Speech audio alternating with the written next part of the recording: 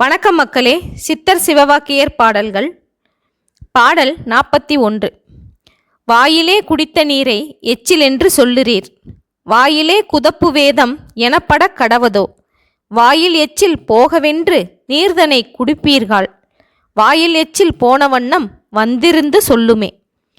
இதன் பொருள், வாயில் ஊற்றிய நீரை எச்சில் என்று இழிவாக துப்புகிறீர்கள், வாயில் இப்படி குதப்பிய வேத மந்திரங்களையும் எச்சில் என்று கூறுவீர்களா? வாயின் எச்சில் போகட்டும் என்று நல்ல நீரை குடித்து துப்புவீர்கள், இதனால் வாயில் எச்சில்தான் போய்விடுமா? இதற்கு விளக்கமாக சொல்வது என்னவென்றால், நாமாக வகுத்து கொண்ட பழக்க வழக்கங்கள் உண்மையல்ல என்பதாகும்.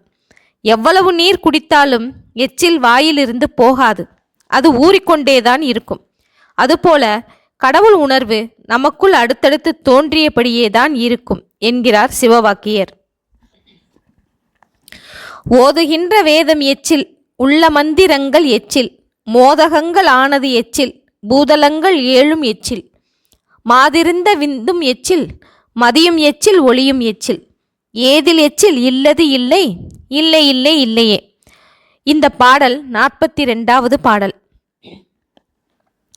கடவுள் கொடுத்ததால் நாம் ஓதும் வேதமும் எச்சில், பல காலம் பலரும் ஓதியதால் எல்லா மந்திரங்களும் எச்சிலே.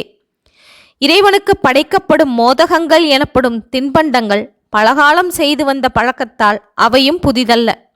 7 உலகங்களும் கடவுள் படைத்து பலரும் வாழ்வதால் அவையும் எச்சிலேயாகும்.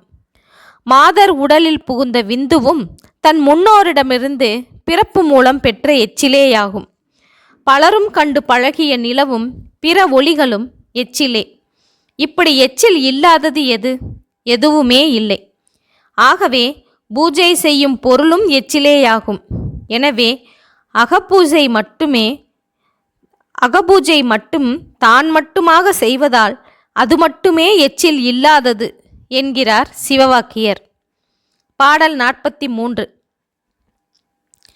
பிறப்பதற்கு முன்னெல்லாம் இருக்குமாறு அது எங்கனே, பிறந்து மண் இறந்து போய் இருக்குமாறு அது எங்கனே, குறித்து நீர் சொல்லாவிடில் குறிப்பில்லாத மாந்தரே, அறுப்பனே செவியிரண்டும் அஞ்செழுத்து வாழினாள்.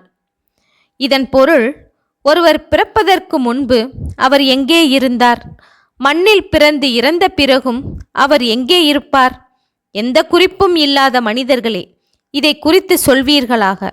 இல்லாவிடில் 5 எழுத்து என்னும் வாளால் உம்முடைய செவிகள் 2ஐயும் அறுப்பேன். சிவவாக்கியர் இதற்கு விளக்கமாக சொல்வது என்னவெனில், 5 எழுத்து மந்திரத்தை காதில் ஓதி அங்கிருந்த மாயையை அறுப்பேன் என்ற கருத்தையே சொல்லுகின்றார். பாடல் 44. அம்பலத்தை அம்பு கொண்டு அசங்கென்றால் அசங்குமோ, கம்பமற்ற பார்க்கடல் கலங்கு என்றால் கலங்குமோ, இன்பமற்ற யோகியை இருளும் வந்து அணுகுமோ, செம்பன் அம்பலத்துள்ளே தெளிந்ததே சிவாயமே. ஆகாயத்தில் அம்பை எய்து அதை அசைத்து நீக்க முடியுமா? கலக்கமில்லாத திருப்பாட்கடலை கலக்கினால் அது கலங்குமா? இன்ப துன்பமற்று இருக்கும் யோகியை அறியாமை என்னும் இருள் வந்து சேருமா? செம்பன் போலும் தூய அம்பலம் சிவாய நம என்று ஓதுவதால் நமக்குள் அது தெளியும், அது மட்டுமே தெளியும் என்பதை உணர்ந்து கொள்க என்கிறார் சிவவாக்கியர். அதாவது மாயை விலகி தூய அம்பலம் நமக்கு தெளிவாக தெரியும் என்கிறார். பாடல் 45. சித்தமேது சிந்தையேது சீவனேது சித்தரே, சத்தியேது சம்புவேது சாதிபேதம் அற்றது, முத்தியேது மூலமேது மூலமந்திரங்கள் ஏது, வித்திலாத வித்திலே இன்னதென்று இயம்புமே. சித்தம் சிந்தை உயிர் என்று தனித்தனியே ஏதுமில்லை. சக்தி என்று சம்பு என்றும் சாதிபேதங்களும் இல்லை.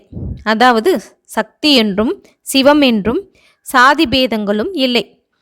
முத்தி மூலப்பிரகிருதி மூல மந்திரம் என்பனவும் இல்லை. பிரம்மமாகிய இறைவனே வித்தே இல்லாது முளைத்த விதையாக யாவற்றையும் உண்டாக்கினான் என்பதை உணர்ந்து கொள்க என்கின்றார். விதை ஒன்று ஊறி வெடித்து அதில் முளை எழும்புவது போல பிரம்மம் எதையும் செய்து உருவாக்காமையால் வித்தில்லாத விதை என்று கூறுகின்றார். எதையாவது கடவுள் செய்ததாக கூறினால் உயிர்கள் போல அவரும் தாழ்ந்த நிலைக்கு வந்திட நேரும். செயலில் ஈடுபடுவது கருவி நிலையை, அதாவது செயல்கள் செய்வதற்கு உதவும் கருவிகளின் நிலை. அத்தகைய நிலையை அடைந்து ஒரு காலத்தில் அது அழியும் என்பதால் இப்படி கூறுகின்றார் சிவவாக்கியர். ஓகே மக்களே, இதன் தொடர்ச்சியை அடுத்த காணொளியில் காண்போம். நன்றி, வணக்கம்.